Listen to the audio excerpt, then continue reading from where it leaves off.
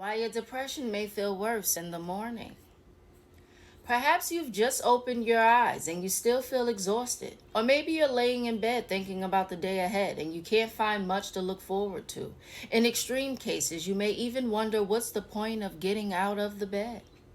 For some people, this can be a repeating pattern that happens on most mornings. By the afternoon, it's typical to start to feel a little better and move through your day with more ease.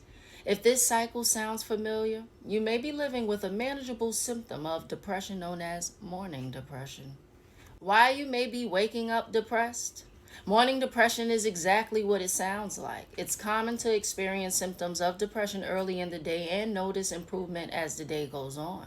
Sometimes referred to as diurnal mood variation, morning depression is not its own diagnosis in the Diagnostic and Statistical Manual of Mental Disorders, 5th edition, DSM-5. Instead, it's considered one of the symptoms of major depressive disorder, MDD, and bipolar disorder. Signs of morning depression. Morning depression looks different for everyone and tends to be a blend of classic depression symptoms along with difficulty getting your day going in the morning.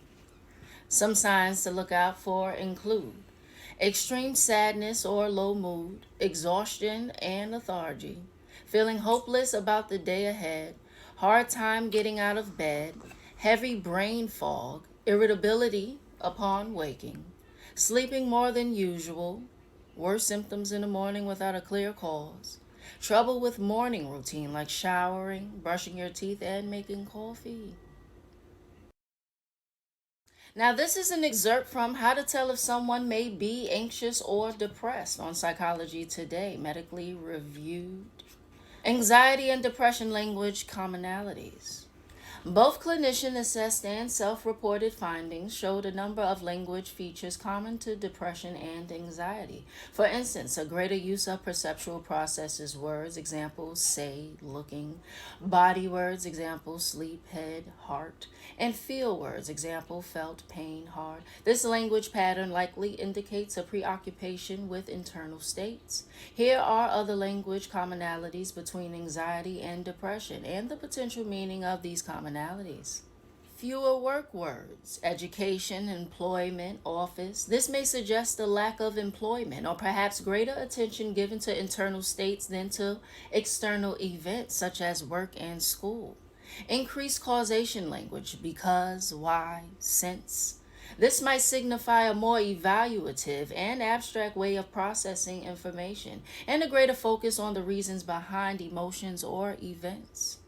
More prepositions like, about. This may reflect a desire for precision. More interrogatives, what, where, when.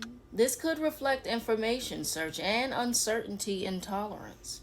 Fewer articles, a, and, the.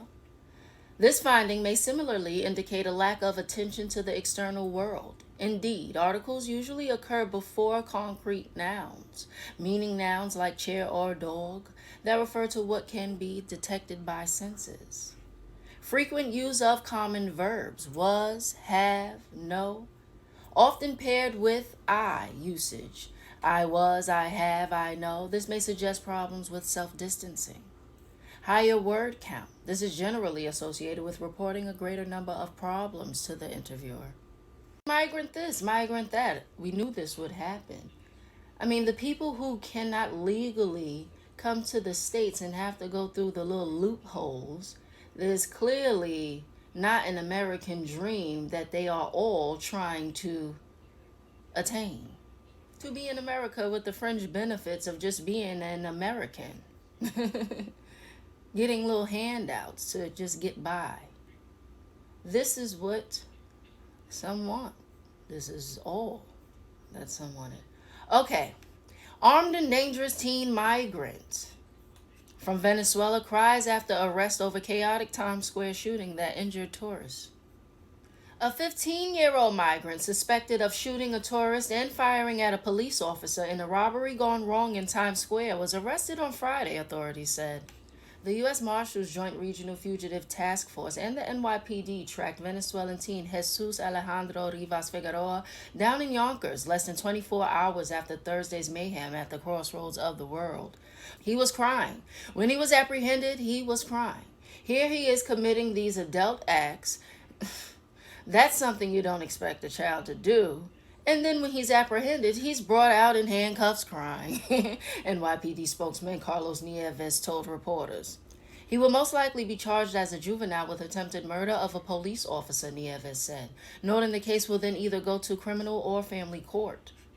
The arrest came moments after NYPD Chief of Patrol John Schell, during a press conference, had identified Rivas Figueroa as the armed and dangerous person of interest in the shooting. The teen arrived in September and had been staying at a temporary shelter at the Stratford Hotel on West 70th Street, Schell told reporters.